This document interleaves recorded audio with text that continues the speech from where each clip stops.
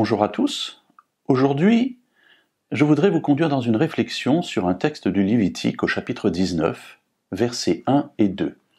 Il nous est dit que Dieu parla à Moïse et lui dit « Parle à toute la communauté des Israélites, tu leur diras « Vous serez saints, car je suis saint, moi, l'Éternel, votre Dieu. » Un ordre bien bizarre. À la limite, je pourrais dire « Pour lui, c'est facile, il est saint. » Donc ça n'est pas compliqué pour lui de continuer à l'être, mais pour nous, qui sommes marqués par le péché, on a l'impression qu'il s'agit là d'un défi pour le moins irréalisable et peut-être même d'une grosse plaisanterie. Et pourtant, nous le savons, Dieu ne plaisante pas.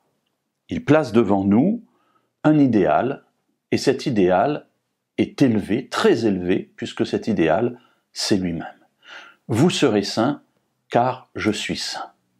Comment comprendre cet appel qui peut être très déroutant, qui peut être même anxiogène? Comment moi, qui suis une créature pécheresse, pourrais-je atteindre le niveau de la sainteté, de la perfection de Dieu? Eh bien, sans doute en comprenant ici cet ordre, très souvent présenté comme tel, plutôt comme une promesse.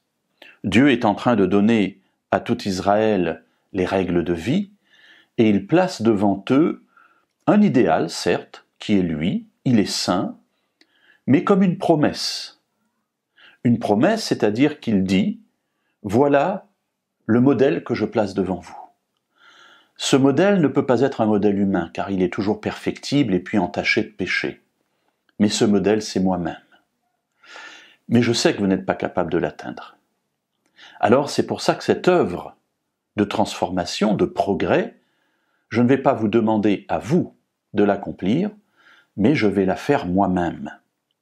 Et c'est là une promesse extraordinaire que Dieu nous fait dans la première lettre aux Thessaloniciens, au chapitre 5 et au verset 23 et 24. L'apôtre Paul va continuer cette idée, il va la reprendre et il va expliquer en quoi cela est important pour nous de suivre ce que Dieu nous dit. Que le Dieu de paix vous sanctifie lui-même tout entier, que tout votre être, l'esprit, l'âme et le corps soient conservés sans reproche à l'avènement de notre Seigneur Jésus-Christ.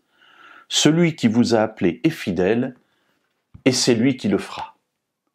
Voilà le fond de la promesse de Dieu. Dieu se place devant nous comme modèle parce que c'est lui qui accomplira en nous cette œuvre magnifique. Alors, pas de doute à avoir, ce que Dieu a commencé, il le mènera jusqu'à son accomplissement.